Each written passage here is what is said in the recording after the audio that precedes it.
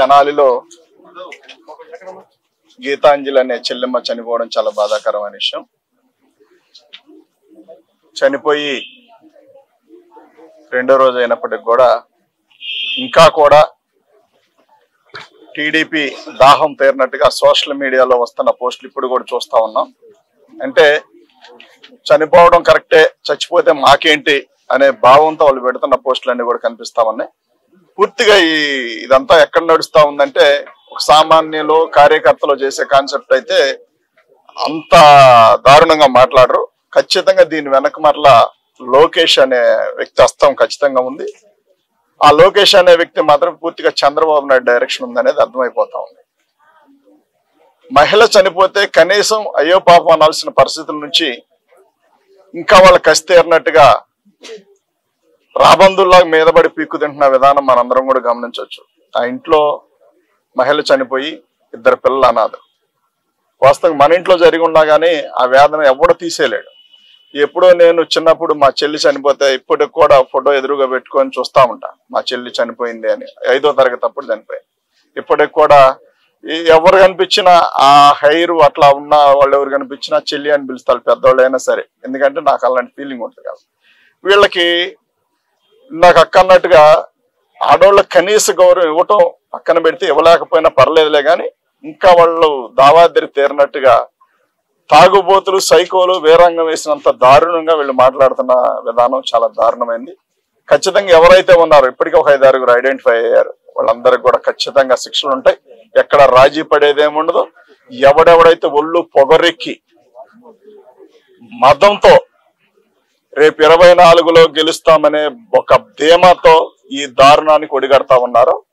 24లో గెలవటం ఒక పక్కన పెడితే 24 లోపులోనే మీ అందరికి కూడా ఖచ్చితంగా శిక్షలు పడతాయి.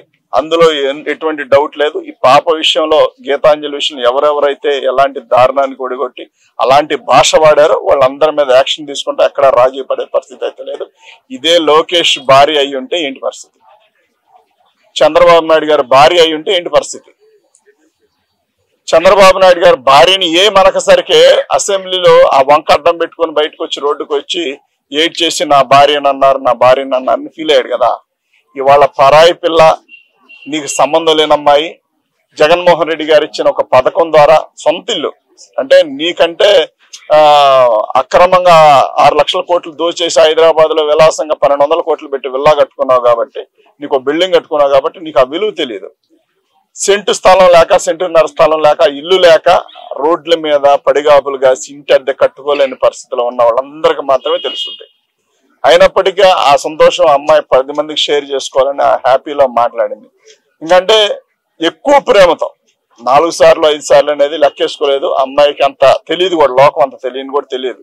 ఎందుకంటే ఆ ఎమోషన్ లో మాకు ఇన్ని పథకాలు వస్తా ఉన్నాయి కాబట్టి, మాకింత జగన్మోహన్ రెడ్డి గారు మేలు చేశారనే దాంట్లో 4కు బదులు 5 అనే ఒక పదం వాడటం వల్ల మీకు అది ఎక్కడ బూతులాగా అనిపించిందో నాకైతే తెలియట్లేదు. కానీ నేను ఖచ్చితంగా చెప్తున్నాను, మీకు ఒకవేళ కోర్టుల నుంచి రకరకాలుగా తప్పించుకోవడానికి విశ్వ ప్రయత్నాలు చేయొచ్చు, కానీ భగవంతుడి దృష్టి నుంచి మాత్రం ఏ రోజున తప్పించుకోలేరు. ఆయన లెక్కలు వేరుగా ఉంటాయి. ఆయన కర్మ కాల్చదలుచుకుంటే ఏ రకంగా ఉంటదంటే, మనకి ఎన్ని రకాలుగైనా ఆ కర్మ అనేది వెంటాడుతూ ఉంటది. ఇవాళ ఆ అమ్మాయి చనిపోయి మంటల్లో కాలిపోతా ఉంటే ఆ మంటలను చలిగాచుకున్న చంద్రబాబు నాయుడు, లోకేష్ అనేవాళ్ళు సిగ్గుండాల. ఇవాళ మీరింకా మహిళల గురించి మాట్లాడుతూ ఉన్నారు.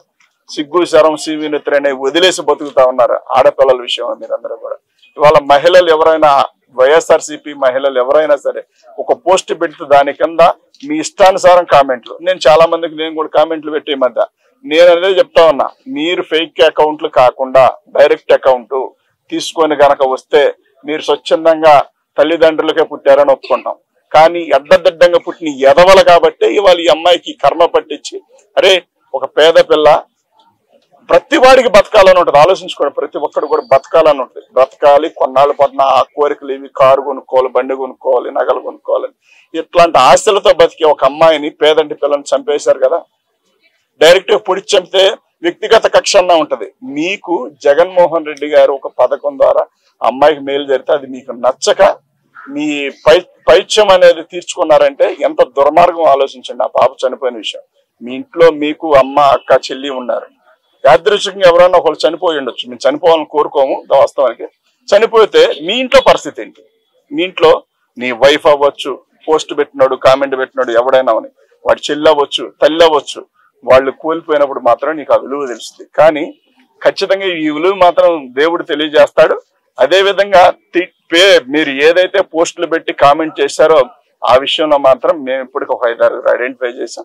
ఎవరిని వదిలిపెట్టే ఆలోచన అయితే మాకు లేదు. ఎక్కడ రాజీ పడం కూడా. ఆడపిల్లల జోలికి వెళ్ళాలంటే వనకాల కాళ్ళు చేతులు ఆ రకంగా ఉంటది అన్నమాట. రేపు రాబోయే రోజుల్లో ట్రీట్మెంట్ అలా ఉంటది. కాబట్టి ఇప్పుడు ఆ గీతాంజలి తల్లికి మరి 1000 మందితో కొవ్వొత్తుల ర్యాలీ నిర్వహిస్తా ఉన్నాం. అందరూ సంఘీభావం తెలపడానికి సిద్ధంగా ఉన్నారు.